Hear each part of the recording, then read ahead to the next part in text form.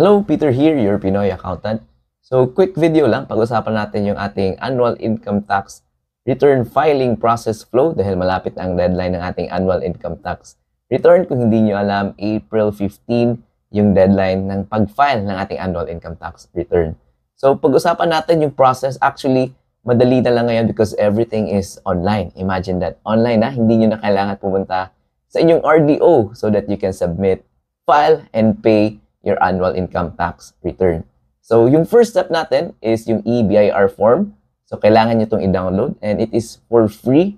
Free lang to i-download. And in our upcoming videos, papakita ko sa inyo yung step-by-step guide. Magsasample tayo kung paano magamitin ang EBIR form. So, using the EBIR form, dito tayo magpa-file ng ating annual ITR. So, electronically lang yan. Madali lang mag-submit yan.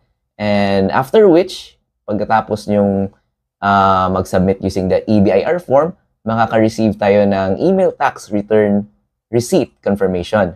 So, ibig sabihin, natanggap na ng BIR yung ating sinubmit na annual income tax return. And pagkatapos nun, we can now pay. Imagine that, no? Lahat online na talaga. We can pay using yung mga online platforms ng BIR. So, you can check yung website ng BIR dito sa bir.gov.ph/epay. So, makita nyo doon yung mga online platforms na available, kagaya ng MyEG and yung Maya. So, yun talaga yung ginagamit natin and may land bank pa sila na Biz Portal. Pwede nyo din gamitin yon. So, again, you can check yung website ng BIR. Nandun yun sa ePay. Yung mga payment facilities na available online. So, yun. Pagkatapos nun, yung nakaganda dito, if wala na kayong mga attachments dun sa inyong annual ITR, yun na yun. Yun na mismo yung proof na nakapag-submit kayo ng ITR. So, hindi nyo na kailangan mag-submit, pumunta, sa inyong RDO, na ipapa-receive nyo pa yung final nyo na ITR. So, hindi na kailangan gawin yon. So, that's very good news, especially dun sa ating mga busy na mga taxpayers, di ba? So, yung iba kasi sa atin, wala nang time pumunta sa RDO. So, yung good news niyan, everything is online. So, yung next step natin, if may mga 2307 tayong ginamit dun sa ating ITR, kailangan nating mag-submit nito using the e-submission naman. So, this time, kailangan nyo mag-download nitong AlphaList Validation Module. So, again, for free lang ito. Visit nyo lang yung website ng BIR. Nasa bir.gov.ph, downloadables. So, yung current version ngayon is yung AlphaList Data Entry and Validation version 7.4. So, again, in our upcoming video, papakita ko sa inyo kung paano ba mag-download and gamitin itong AlphaList na ito. AlphaList Data Entry and Validation. So, madali lang ito gamitin. So, again, if ever may mga claim 2307 tayo for the fourth quarter or previous quarters na hindi natin nagamit, pwede pa natin gamitin for the annual income tax natin. So, again, it's just for free. Download kayo nitong yung AlphaList Data Entry and Validation version 7.4. And after nyong ma-encode, i-encode nyo kasi yan isa-isa, yung 2307 ninyo.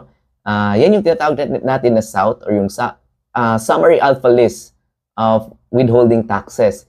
So lahat ng mga yung natanggap natin na income na withhold naman from our payer, yun, may 2307 tayong natanggap. So kailangan natin yung i-encode isa-isa using yung Alpha List Data Entry and Validation. So, once na-encode na natin and na-validate yung data file, yung .dat file, yun yung i-email natin naman sa e-submission@bir.gov.ph. So, again, email to ha. So, kailangan natin i-email yung file na download natin using yung AlphaList Data Entry and Validation version 7.4. So, once na-email natin, we will receive itong email e-submission validation report naman. Yun nga, from e-submission@bir.gov.ph.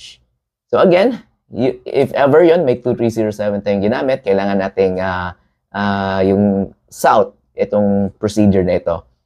So next naman natin, paano yung mga if ever may mga attachments tayo dun sa ITR natin, kagaya ng 2307. So kailangan, so online pa din, we should use itong EAFS naman. So if may mga attachments tayo, you should create an account dito sa website na eafs.bir.gov.ph /EAFS. So you can also visit the official website of BIR so that i-click nyo lang yung link. Or I'll post the link na lang doon sa description natin below. So i-check nyo lang. So again, doon i-scan nyo yung mga 2307 ninyo, yung mga other requirements.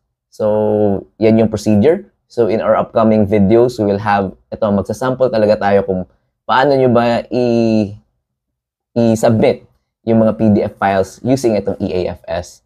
And again, in case na may mga tinatawag tayo down or we are unable to access itong mga online na EBIR forms, and yun nga, if unavailable yung electronic filing ng BIR, again, most of the RDOs will still accept yung mga manual submission ng ating annual income tax return. So in our upcoming video, pag-usapan natin yung manual submission and other procedures pa. Magsasample tayo. So if ever interested kayo malaman kung ano ba talaga yung process, yung step-by-step process kung paano nyo successfully makapag-file kayo ng inyong annual ITR, subscribe kayo sa ating YouTube channel and comment kayo if ever may mga tanong kayo. And of course, like our videos. And again, thank you for watching and I'll see you again next time.